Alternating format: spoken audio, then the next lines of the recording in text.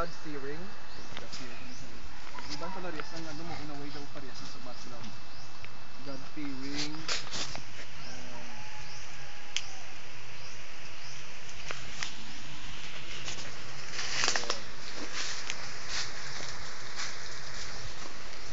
Humble to other people siguro. Siguro humble to other people. Live man siguro mo ano.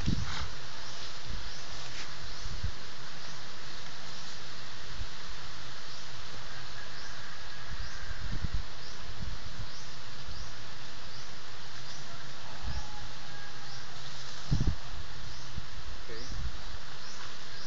Another one is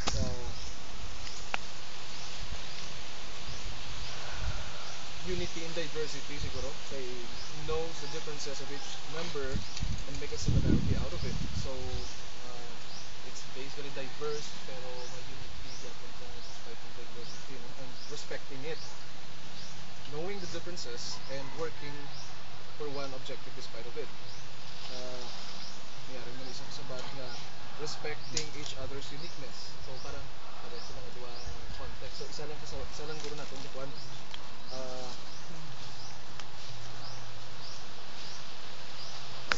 say qualify man ang respecting each other's uniqueness, and ang isa naman nga statement is knowing each other's differences and working for to become united, to become similar despite of being unique. So Adjustment. Respecting each other's uniqueness and diversity. So far, helping each other or supportive. Supportive na. Okay, helping each other, so that means supportive sa isa't isa. So, ari nag-appear mo siya sa batang helping each other or supportive. Isa lang tayo na siguro.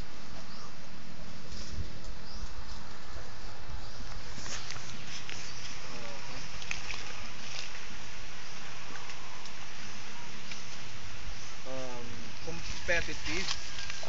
Nagpapalingin ba?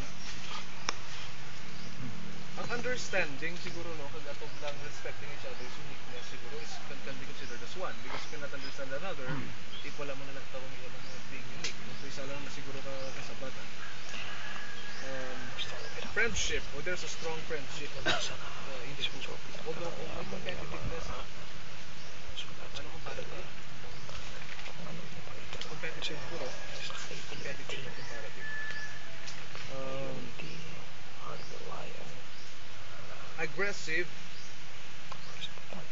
kag ang sabat nga always first, can be qualified as one siguro.